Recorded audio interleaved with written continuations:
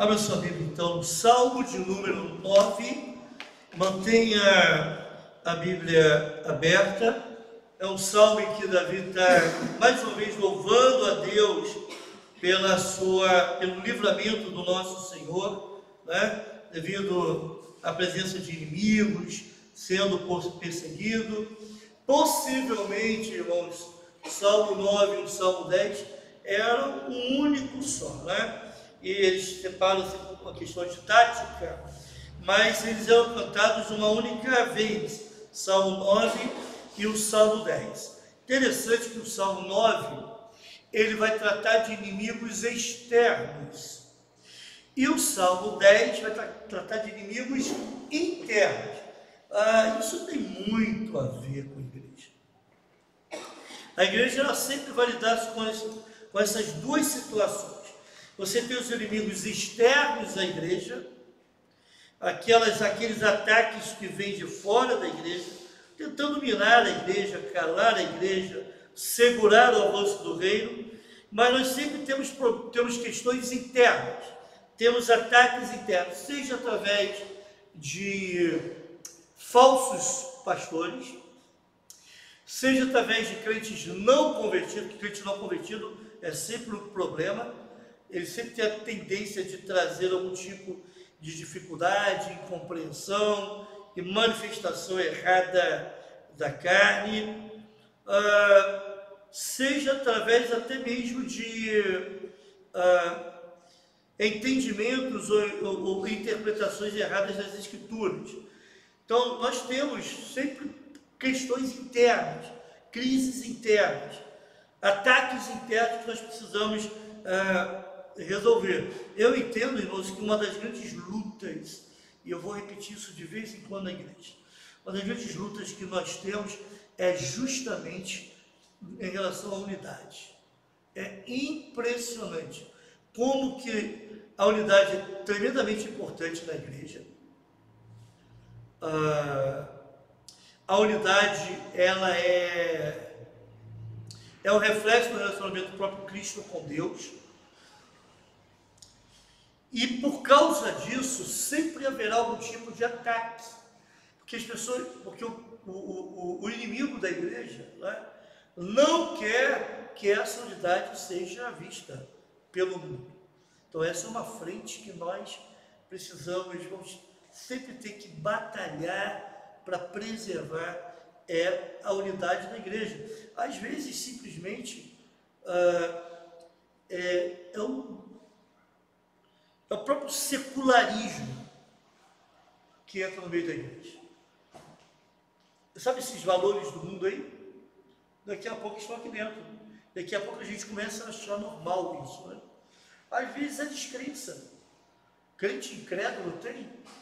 Infelizmente, como é que tem crente incrédulo, né? Uma descrença, falta de confiança em Deus, falta de crer no poder de Deus, ou até mesmo de entender que Deus está no controle de todas as coisas. Então vamos dar uma olhadinha mais lentamente a respeito desse salmo, ou vamos falar a respeito desse salmo. Salmo de número 9. Em primeiro lugar, nós encontramos um cântico de gratidão nos versículos 1 e 2, um cântico de gratidão. A primeira parte do versículo 1 diz assim: louvar-te-ei, Senhor. Louvar-te-ei, Senhor. Ou seja, o que o salmista quer dizer aqui? Só o Senhor é digno de ser louvado. Irmãos, isso é muito interessante, preste atenção, porque Davi, ele está escrevendo esse salmo no momento em que ele está enfrentando dificuldades, muitas dificuldades, perseguições, inimigos internos e externos, né? Externos e internos, na realidade, para ser mais exato. E ele está dizendo o seguinte: olha, Senhor, nesse momento eu vou te louvar. O que está por trás dessa compreensão de Davi? Segundo um teólogo, que eu de vez em quando repito aqui às quartas-feiras, chamado de Purquizer, ele entende que a fé enfrenta o futuro sem medo, porque se baseia no passado, que testifica a fidelidade e o poder do Senhor. Davi louva a Deus quando ele olha para trás e vê o quanto que Deus fez com ele. Ao lembrar do passado, ele tem a sua fé alimentada, por isso ele louva, está entendendo?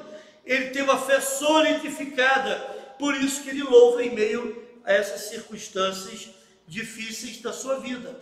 Mas o versículo 1 ainda continua assim: de todo o meu coração, de todo o meu coração. Irmãos, o coração no Antigo Testamento é diferente daquela influência grega do Novo Testamento.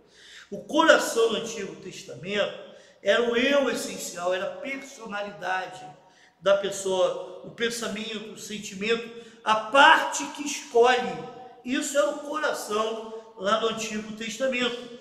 Então, o que Davi está dizendo aqui com todo o meu coração é o seguinte: esse meu louvor é sincero, ele é íntegro, não tem nada para trás que não vai estar louvando comigo. É um louvor pleno, completo, e ele vai louvar a Deus por todas as suas maravilhas. E a terceira parte diz assim: contarei as tuas maravilhas. Assim que está na sua versão aí, contarei as tuas maravilhas, ou contarei os grandes feitos do Senhor, os grandes feitos de Deus, são os atos de misericórdia de Deus. Contarei as suas grandes maravilhas. Versículo 2: alegrar-me-ei e exultarei em ti, ao teu nome, ó Altíssimo, eu cantarei louvores. Então, o louvor, no versículo 1, o louvor precisa ser ao Senhor. Ainda no versículo 1, precisa ser de todo o coração. Versículo 1, o louvor passa pela narrativa dos grandes feitos de Deus. E o versículo 2, o louvor exige que nos alegremos mais em Deus do que nos favores dele que recebemos. Irmãos, isso tem toda a diferença, não tem? Você se alegra mais em Deus, nós nos alegramos mais em Deus ou naquilo que Deus faz. Deus não é apenas o objeto do nosso louvor, mas ele é o conteúdo da nossa alegria. É interessante, não é aquilo que ele faz, mas é o próprio Deus que é o conteúdo da nossa alegria.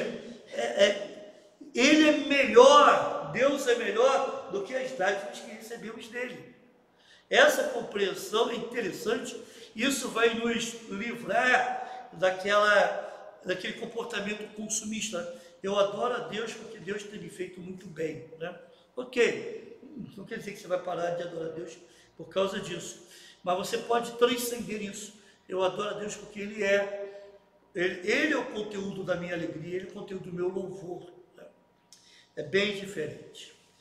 Depois, nos versículos 3 a 6, nós temos o reconhecimento do socorro pessoal de Deus. Nesse bloco, Davi se alegra em Deus, mesmo cercado de inimigos. Davi não estava numa colônia de férias, Davi não estava no palácio, cercado de servos. Davi que estava fugindo, irmãos. Mesmo cercado por inimigos e sendo atacado por esses inimigos, Davi se alegra em Deus. Ele se alegra em Deus porque sabe que Deus vai intervir. Em algum momento esses inimigos vão ser destruídos. Deus vai agir em seu favor, né? Então, em primeiro lugar, no versículo 3, os inimigos tropeçam e não podem permanecer na presença de Deus. Versículo 3 fala assim: pois ao retrocederem os meus inimigos tropeçam e somem-se na sua presença. Por que isso? Porque todas as vezes que alguém luta contra um servo de Deus, ele está lutando contra o próprio Deus. Isso é muito importante quando a gente se sente afrontado, acusado, injustiçado devido à fé. Essas pessoas vão estar agindo contra o próprio Deus, né? E no tempo certo, elas vão dar conta disso. Em segundo lugar, no versículo 4, dentro desse bloco, Deus sustenta o direito e a causa dos seus servos. Olha o versículo 4 comigo. Porque sustentas o meu direito e a minha causa. No trono te assentas e julga retamente. Irmãos, Deus está no trono. Ele está governando. Ele é rei. E desse trono nós não somente recebemos a graça, mas desse trono Deus também julga. Isso significa o seguinte: Ele vai olhar o seu direito, Ele vai olhar a sua causa, Ele vai sustentar o seu direito, Ele vai sustentar a causa dos seus servos. Esse é o justo juiz que julga retamente. E por fim, Ele vai apagar o nome e a memória dos inimigos de Deus, os inimigos dos servos de Deus. Olha o versículo 5 e 6. Repreendes as nações e destróis o ímpio, e para todo sempre lhes apagas o nome. Quanto os inimigos estão consumados, suas ruínas são perpétuas, arrasaste suas cidades até a sua memória pereceu. Apagar o nome do inimigo significa despojar esse inimigo de toda e qualquer honra. Deus vai estar impondo a esse inimigo uma grande calamidade. Algo grave vai acontecer. Ele vai ser deletado, né, da memória da história. As pessoas não vão se lembrar mais desse inimigo de Deus. E Deus age dessa forma. Em seguida, nós temos um outro bloco, um terceiro bloco, que vai dos versículos 7 a 12, que fala sobre o soberano governo de Deus. Versículos 7 a 12. Davi está confiando na vitória, irmãos, sobre os inimigos, porque ele não confia na força do seu braço. Ele confia naquele Deus que está no trono. Ele sabe que Deus está no trono. Ele sabe que esse Deus tudo vê, tudo sonda. Ele sabe que o perverso não vai prevalecer no juízo. 4 verdades nós podemos encontrar aqui nesse bloco sobre o soberano governo de Deus. Em primeiro lugar, o trono de Deus é eterno. Olha comigo o versículo 7. Mas o Senhor permanece no seu trono eternamente, trono que erigiu para julgar. Aquele que mostra clemência, sob a luz do passado, o futuro não é duvidoso. E considerando que o mesmo Deus Todo-Poderoso ocupa o trono de poder, podemos com confiança e sem hesitação exultar na segurança por todo o tempo futuro. O mesmo Deus estava sentado no trono, né, no passado, Ele estará sentado no trono também no futuro. Então, ao reconhecer o governo soberano de Deus no passado, temos que entender também o governo soberano de Deus no futuro. Irmãos, isso daí deveria provocar em nós um conforto, não acha? Um consolo. O que vai ter para o futuro? Não sei. Eu estava refletindo um pouquinho, alguns segundos, sobre a proximidade da morte, hoje. Interessante, né? A gente vai chegando, vai ficando mais velho, a gente vai perdendo pessoas próximas, alguns que a gente conhecia há muito tempo, familiares, né? Aí eu falei, gente, daqui a pouco é minha vez. Estou na fila. A minha ceia já está esperando, conforme diz, quando se fizer chamada, lá estarei, né? estou aqui. Né? Mas eu fiquei pensando assim, interessante que apesar disso, a gente tem uma confiança, não é? No futuro, porque a gente sabe quem está lá. O mesmo Deus que estava no passado, que está hoje com a gente, vai estar lá no futuro. O mesmo Deus que governou no passado, governa hoje e vai governar no futuro. E Ele tem todas as coisas nas suas mãos. Não é? A gente não sabe o que vai acontecer, Deus sabe, e Ele está no controle de todas as coisas. Irmãos, isso tem que trazer uma certa segurança, paz, em meio aos conflitos, em meio às dúvidas que surgem. Deus está no nosso futuro.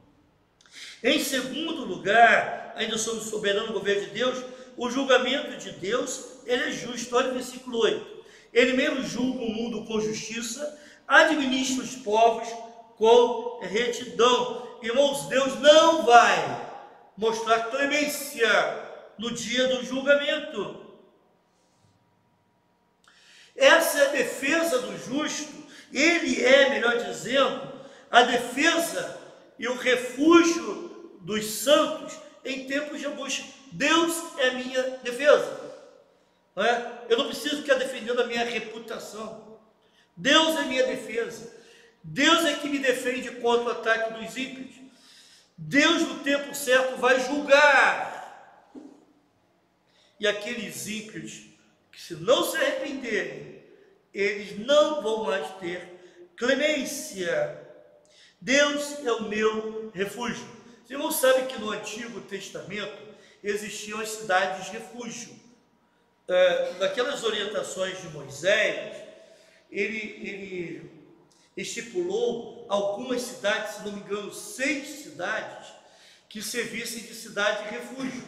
Então, por exemplo, se alguém matasse outro de forma involuntária, não intencional, o vingador de sangue, que seria alguém da família, poderia encontrar e matar. Então, ele iria lá para a cidade de refúgio, e enquanto o sacerdote estivesse vivo, essa pessoa estava, aquele sacerdote naquela época estivesse vivo, a pessoa estava em segurança na cidade de refúgio. E Jesus é o nosso refúgio. E Jesus é o sacerdote. Jesus não morre. E em Jesus nós temos refúgio para sempre. Não é isso, irmãos? Deus é o nosso refúgio em Cristo. Cristo é o nosso refúgio. Tem um texto que eu gosto demais. Fala comigo, João 10, 28 a 30. João capítulo 10, versículos 28 a 30. Esse texto, irmãos, eu gosto de usar até na minha classe ali de preparação para novos membros e batismo, para dizer que o crente não perde a salvação, porque em Cristo nós estamos seguros. Olha só o texto: e dou-lhes a vida eterna, e nunca hão de perecer. Sim?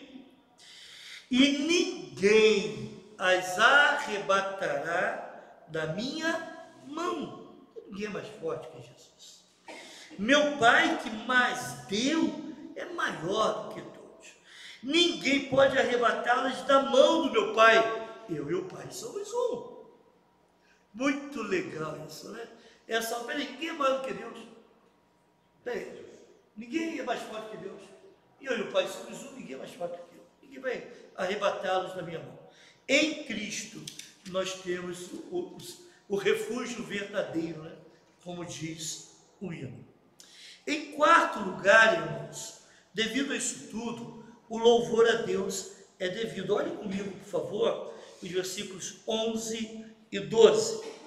Cantai louvores ao Senhor que habita em Sião, proclamai entre os povos os seus feitos, pois aquele que requer o sangue, lembra-se deles e não se esquece do clamor dos aflitos. Irmãos, Davi agora, perante isso tudo que ele está trazendo aqui, ele levanta o louvor ao Senhor. Davi levanta se levanta em adoração a Deus, mas também, Davi se levanta em louvor ao Deus. O clamor ele vai fazer versículos 13 e 14. O que ele está fazendo aqui? Está recordando aqueles primeiros dois versículos, 1 e 2.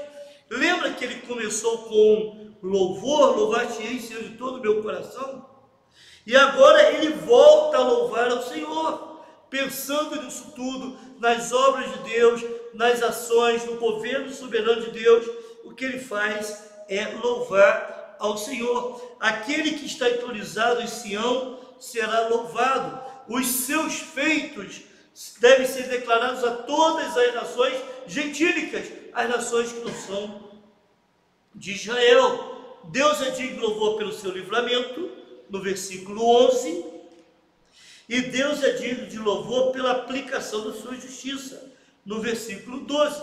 Deus é digno de louvor em todo o tempo, quando Ele nos livra e quando Ele aplica a sua justiça. Ele é digno de louvor. O outro bloco que nós temos aí é o livramento das portas da morte, versículos 13 e 14. Interessante, observe bem quando nós lemos os versículos, a menção a duas portas aí. Duas portas, tá? Aqui nós temos um clamor por livramento.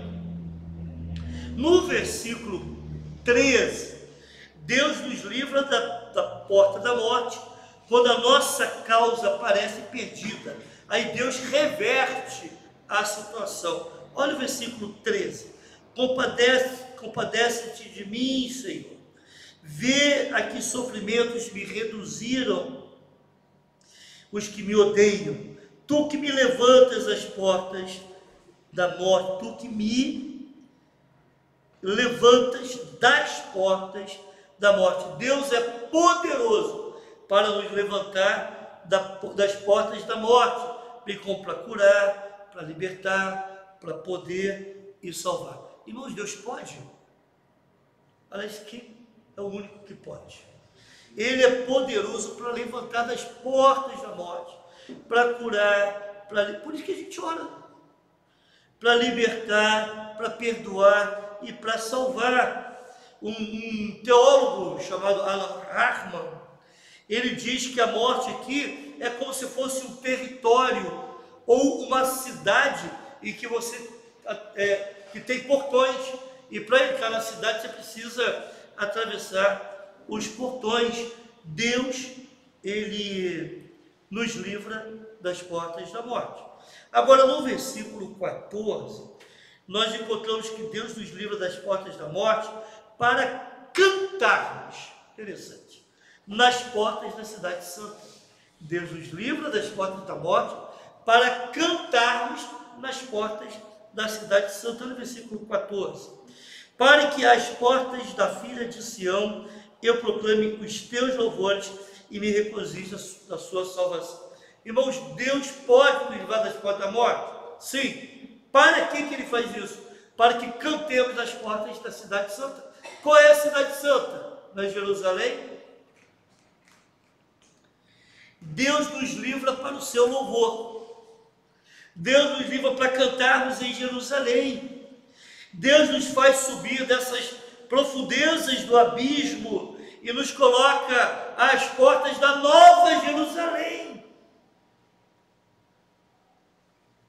E ali nós vamos proclamar os feitos, todos os seus louvores, e vamos nos regozijar na salvação. Deus nos livra da porta da morte e nos coloca na porta da cidade santa para lá louvarmos eternamente. Que coisa maravilhosa! Olha a confiança de Davi em meio ao momento de perseguição, de fuga, cercado por inimigos, gente dentro da sua própria liderança traindo, seu filho tentando tirar o seu trono, pessoas indo contra ele, amaldiçoando, e Davi, olha, Deus me livra das portas da morte para me colocar em outro lugar. Ele pode me livrar, e é Ele que eu louvo, e é Ele que eu clamo. Um outro bloco vai nos versículos 15 a 17. E aqui o foco se volta para os perversos. Esse bloco vai falar sobre a prisão tenebrosa dos perversos. Se volta para aquelas nações perversas, para os homens perversos que armam armadilhas contra o povo de Deus. Eu acho que dá para a gente fazer aqui, porque eu acho que alguns versículos aqui são repetidos de propósito, algumas ideias de propósito, para dizer o seguinte: olha, o princípio da semeadura e da colheita acontece com os ímpios. Eles estão atacando, perseguindo o povo de Deus, pessoas más estão perseguindo os justos, mas aquilo que estão fazendo contra eles, contra os justos, vai se voltar contra eles mesmos. Os próprios laços que estão armando contra os justos, vai prendê-los. A própria armadilha que eles estão armando contra os justos, eles vão cair nela. Estão entendendo? É a ideia que você tem aqui. Olha comigo, por favor, os versículos 15 e 16. Afundam-se as nações na cova que fizeram. Caíram na própria cova que cavaram, ao perseguirem os justos. No laço que esconderam, prendeu-se-lhes o pé. Faz-se conhecido o Senhor pelo juízo que executa. Enlaçado está o ímpio nas obras de suas próprias mãos. Deus parece que dá corda, né? Deus dá corda. Você quer fazer, faz. Daqui a pouco eu vou puxar essa corda. Aí você vai se ver comigo. Aquilo que você está fazendo vai se voltar para a sua própria acusação. É isso. Vocês vão cair nos seus próprios planos maus, seus próprios ardis. Sim, irmãos, entenderam essa ideia aqui? Então, no versículo 17, o resultado, o juízo, o julgamento, a sentença final do ímpio. O ímpio é lançado no inferno. Olha o versículo 17. Os perversos serão lançados no inferno, e todas as nações que se esquecem de Deus. Irmãos, a condenação dos perversos é certa. Eles serão lançados no inferno para sempre. Aí, meu querido, não tem como recorrer à segunda instância. Lá no dia do julgamento, recebeu a condenação, já era. Não tem como recorrer à terceira instância. Não tem como recorrer a tribunais internacionais. Acabou. Não tem mais nada que fazer. Não há uma instância superior a apelar. Não há uma corte internacional. Acabou. Os ímpios serão lançados no inferno. Depois que Deus deu a sentença, não tem mais retorno. Não é isso que Apocalipse, capítulo 20, versículo 10, nos ensina? Apocalipse, capítulo 20, versículo 10, fala assim: e o diabo, que os enganava, foi lançado no lago de fogo e enxofre, onde estão a besta e o falso profeta, e de dia e de noite serão atormentados para todo sempre. E, infelizmente, o diabo vai, a besta vai, o falso profeta vai, aquela trindade satânica, né? Mas ele vai levar um monte de gente para ele também, para esse lugar. Um monte de pessoas que não quiseram ouvir, não quiseram receber a Cristo e ter o perdão dos seus pecados e se mantiveram no caminho da condenação. Mas qual é a segurança dos aflitos? Os aflitos têm segurança, e me perdoa a redundância, uma segurança segura, né, dos aflitos. Olha o versículo 18 comigo. Pois o necessitado não será para sempre esquecido, e a esperança dos aflitos não se há de frustrar perpetuamente. Irmãos, na mesma medida em que os perversos serão condenados, os aflitos serão lembrados por Deus. Eu fico pensando o seguinte, e eu já me peguei várias vezes, nesse mundo tão injusto que a gente vive, né? Quanta gente apronta, e sai ileso, né?